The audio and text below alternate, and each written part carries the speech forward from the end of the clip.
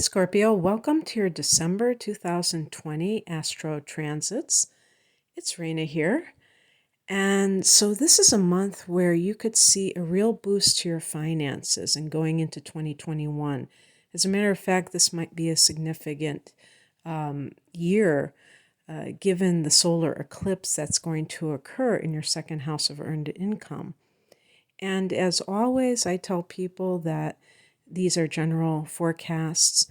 You have to have the exact degree of sun or rising for you to know whether or not this is going to affect you in the houses that I mention at the times that I mention. And if you would like to work with me, I offer natal chart interpretations and transit readings combinations thereof, and you can find out more information at the link below. But as we begin the month, it's like we begin, with kind of an arrow. I was looking at the ephemeris, and the symbol for Sagittarius is like this arrow. And when I looked at that, I thought of kind of like the Eight of Wands in the tarot, where everything starts to kind of quicken, because Mercury goes into Sagittarius on the very first day of the month. Now, Mercury has been lingering at the end of November in your sign. I say lingering because Mercury went retrograde in Scorpio and then went back into Libra, and by the time it went direct at the early part of November, it was in Libra, and it took time for it to even get back into Scorpio. So now it is out of Scorpio, and it is in a fire sign. And fire energy is very dynamic and forward moving. So you may feel that your mind is very philosophical, but this is affecting you in the second house of earned income. So the Sagittarius placements are in this earth house. So even though it's in a dynamic sign, it's in an area that is very grounded and about practical matters. So, but there's a creative element, since you happen to have your second house in Sagittarius. There's a very expansive quality to begin with. So that's actually very good for Scorpio sun and rising in general, that you have this, where you're able to kind of have a positive attitude, expansive attitude about money. I tend to think of Scorpio sun signs as being very frugal. I don't know if, that's probably a generalization. I'm just talking about what it represents. What Scorpio represents is kind of anal retentive, and just water signs in general, I think, are very into saving money rather than just blowing it. But some of you may have Venus and or Mars in Sagittarius, and it can make you a little bit more loose with the pocketbook. So Mercury in the second house has you thinking about your finances, maybe going over them, and just being aware. Of course, the sun is already in this sector, and that's, just good for general well-being, positivity, putting your kind of like yourself into that role. The sun has that sub-influence of Taurus when it's in that house for you. And then on the 14th, we have a solar eclipse in this house. And so this can plant new seeds, because this is a powerful new moon. I've heard other astrologers say it's 3 times a regular new moon. Well, that's kind of funny, because it's like, is that exactly 3 times, or is that just kind of an expression? But whatever it is, it's like a enhanced new moon. And the other thing about the solar eclipses is that it's kind of, or the eclipses in general, it's kind of like you could call it out of your control. It's kind of like destiny calling. Now, the South Node is transing through this house as well. So the South Node is in Sagittarius throughout 2021. I believe until the end of the year. I haven't really checked. I probably should check before I say that, but it's going to be, yeah, I'm sure it will be because we're having eclipses through the end of next year in Sag. So the point being that, because the North and South nodes are tied to the eclipses, it's kind of more of the destiny at this time in your life. And the South Node transit means that this is an area to de-emphasize at this time. So the North Node is transiting through your 8th house, the house that you actually rule. And this is about shared resources. So in some cases for Scorpios, you may find that you are, if you want to call it, forced to depend more on your partner's finances or finances or resources that are coming outside of yourself. So whether it's a financial gift or an inheritance or something like that, or a loan. And yet, I mean, this is a solar eclipse in your the house of the money that you earn. So that is going to advance you in that area.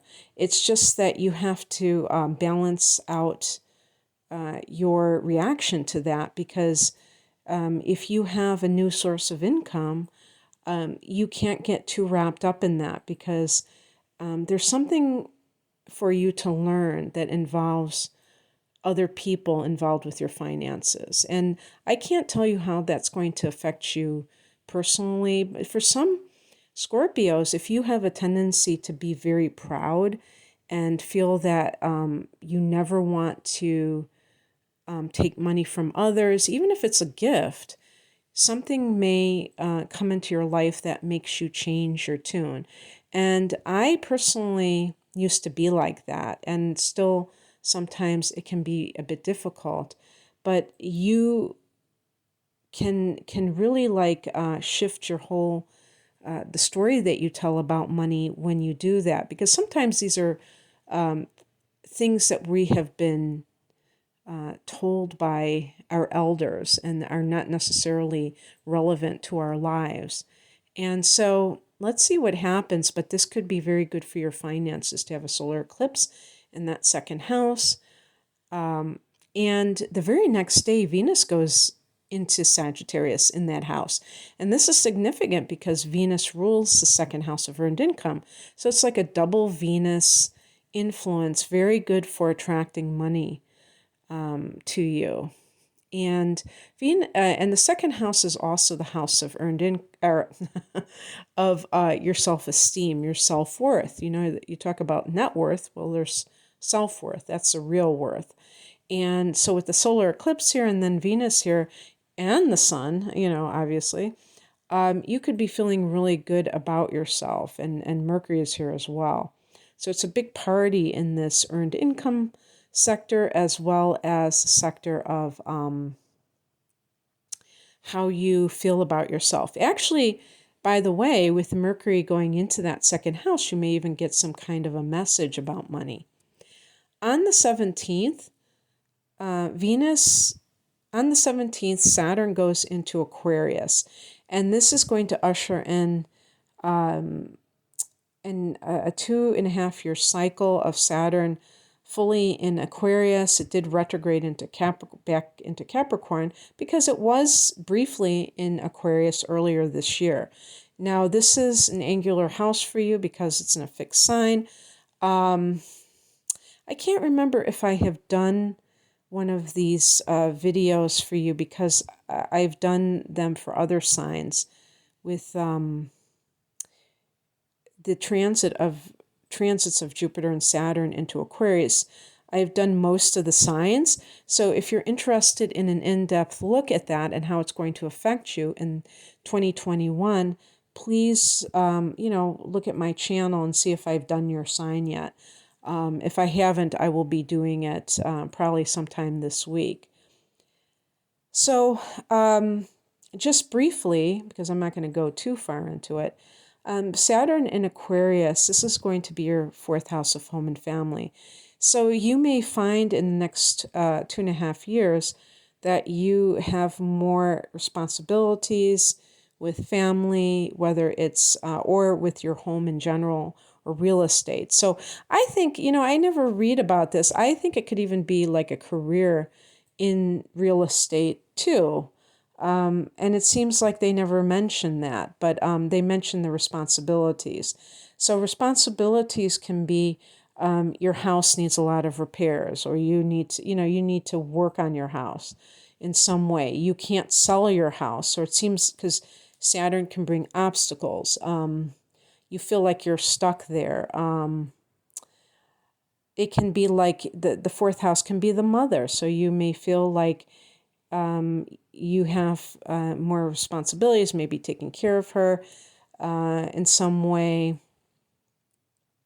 And so this is going to be occurring for, I don't know if it's 2020 until 2022, but at least through 2021 definitely with Saturn and going into 2022. A couple of days later on the 19th, Jupiter goes into Aquarius as well, and that is like a 1-year cycle. Jupiter is actually going to go into Pisces briefly in 2021 and then back into Aquarius through the end of 2021 and finish out the year in Pisces. And when it goes into Pisces, it's actually going to be that fifth house of creativity and love for you, Jupiter. And that's going to be a lot of fun because it's also the house of fun. But it's going to be in the fourth house for the vast majority of the next year. But starting actually in December on the 19th. And this can be very good for real estate, be very favorable for it. So you may expand your home. I think Saturn in this fourth house it could be buying a home and having that, maybe buying your first home and having a mortgage for the first time and having more responsibility with the home. But Jupiter can mean like a bigger living space, mean luck with real estate, luck through your mother, maybe financial gain through real estate or your mother or your family of origin in general. So I think that these will both, balance each other out to some degree and not have an excess in either direction. On the 20th, Mercury goes into Capricorn, and this is a more favorable angle for you because it's it forms a sextile, and it will be in that third house of communication that Mercury rules. So you're going to have maybe news, a lot of writing, communicating or learning something, teaching something. If you're a teacher, that might be some message about a teaching assignment or some kind of course that you're going to be taking. But like I said, it's great for writing. And the very next day we have the winter solstice, at least we're in my neck of the woods, my neck of the northern hemisphere. Northern hemisphere. If you're down under, the summer solstice, and I spell it SOUL, solstice. Winter solstice, I call it. And this is in the northern hemisphere when the sun is poised to be reborn, and this is right before Christmas. And but it's not just the sun going into Capricorn; it's also Jupiter and Saturn forming a conjunction in Aquarius. So that's going to be auspicious, and that will be in your fourth house, that conjunction. And the solstice is occurring in your third house of the mind. So meditation would be on point for you because that's a great way to have your mind work on your behalf instead of against you. And on the 29th, we have a full moon at 8 degrees of Cancer. And Cancer is your opposite sign. Oh, I'm sorry about that. I was thinking of Capricorn for one brief second, shining moment. Cancer is another water sign, Scorpio, and so that is the ninth house for you. And what does that mean? A full moon in the ninth house can mean a spiritual download. This is the God house, the house of philosophy. Maybe you're finishing college. I actually went back to college in my 30s and graduated in my early 40s. And I actually graduated in December, so it's not the craziest thing in the world. And then a few weeks later, we had the crash of 2008, so my timing was perfect. So a full moon can mean you're graduating college or you're finishing, some course of studies that, a higher education, or maybe you're retiring from a university or what have you. But it can be on the spiritual level that you're having some aha moment about, your belief system. Maybe you're finishing a trip overseas, or you are finishing preparations for a trip, like it's all coming together, and maybe you are going to be doing it. So that's a great way to end the year, because that can give you, if it is some kind of a spiritual download, it can give you guidance into 2021 and what that is going to bring into your reality, Scorpio. So I hope that this resonated and that you enjoyed it, Scorpio.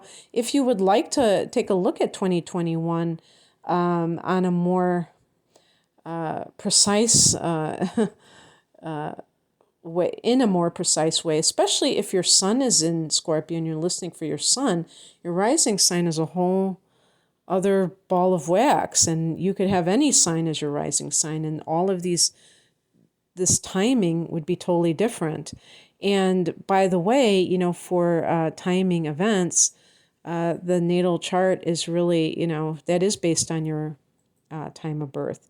So that would be different, and that might be more apropos for, things occurring on a daily basis. So anyway, you can look at the link below and follow that for more information.